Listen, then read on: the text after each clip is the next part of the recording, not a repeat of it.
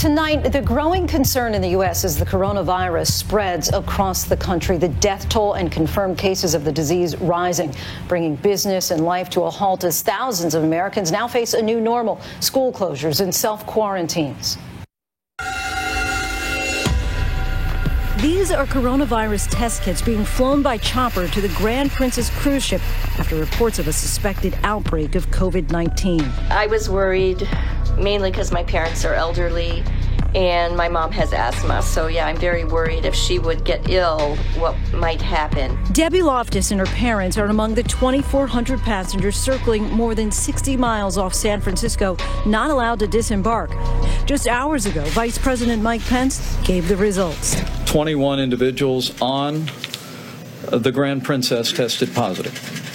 Among those were 19 crew members and 2 passengers. Right now, it's just numbing. It's just trying to process this information and see what our life holds in the next couple of weeks. Passengers now confined to their rooms. All passengers and crew will be tested for the coronavirus. Those that need to be quarantined will be quarantined. Those that require additional medical attention will receive it. Outside the San Francisco hospital, they were setting up tents to handle any overflow coronavirus patients as the virus wreaks havoc across the country. In the United States, there are hundreds of cases in at least 26 states with at least 17 deaths. Daily life has been disrupted. The wildly popular Austin Festival South by Southwest now canceled, along with dozens of other large gatherings. And now a wave of school closures. Classes are canceled here. That means no classes, no practices, no after-school activities. And many employees are being told to work from home, including everyone at Apple headquarters in Cupertino, California, and Microsoft. In Hollywood, the release of the new James Bond movie, No Time to Die, postponed for 8 months. Where's 007?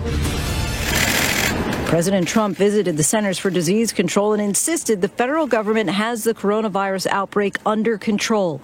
The head of the CDC agreed. At the present time, the general risk to the American public remains low. The hardest hit area is Washington State, where there have been more than 80 cases and at least 14 deaths.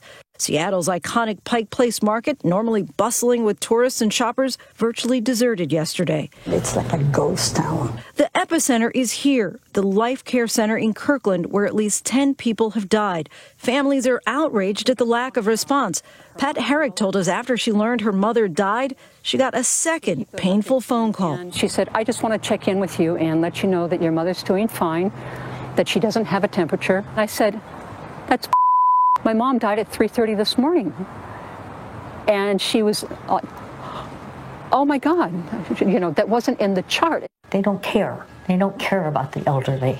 Colleen Mallory's 89-year-old mother, Peggy, who suffers from dementia, shared a room with one of the patients who died from the virus, but hasn't been tested for the virus since Life Care says she doesn't have symptoms. We're here at the epicenter, and I feel like everyone is in panic mode. I think we feel like we're in a black hole here. Tonight, for the first time, we're hearing from a resident inside. Susan Haley has a cough and is waiting for test results. Do I want to leave? Yes. Absolutely, yes. It's not that the people aren't nice. It's that I don't like being trapped.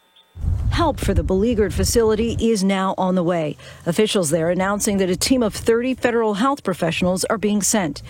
This is like a flu on steroids. On the other side of the country, the virus is quickly spreading in the New York City area. I'm not urging calm. I'm urging reality. I'm urging a factual response as opposed to an emotional response. There are at least 44 confirmed cases of COVID-19 in New York State, with most of them linked to a Westchester County lawyer who's still hospitalized in the ICU. About 4,000 people now under quarantine in New York State. The epidemic started in China, in Wuhan. That city has now been on lockdown for 2 months. Its 11 million inhabitants mostly out of sight. Streets deserted. Public transportation almost non-existent. But there is encouraging news. New infections in China seem to be slowing down. Health officials credit China's strict quarantine. But around the world, the virus is spreading rapidly. We are now on the verge of reaching 100,000 confirmed cases. The visual impact is dramatic. Iconic sites around the globe now empty. This is Mecca in Saudi Arabia before and now. To the Spanish Steps in Rome, normally crowded with tourists, now empty. And Beijing's Forbidden City, once packed, now seemingly desolate. The rapid spread of the virus also impacting the global economy. From toys to clothing to gardening supplies, companies across the country rely on Chinese factories now shut down by the outbreak. About 85% of our products have something in them from China. The great majority of goods in bridal are manufactured in China. Things are taking longer than ever. It is what I call an economic pandemic, and that is it's global in scope, and our efforts to contain the virus and stop the spread of it means shutting down factories, shutting down schools. The consequences have been devastating, especially for travel. The airlines anticipating losses of more than $113 billion in sales as travel and hotel bookings plunge. Uncertain times are driving some to extreme measures.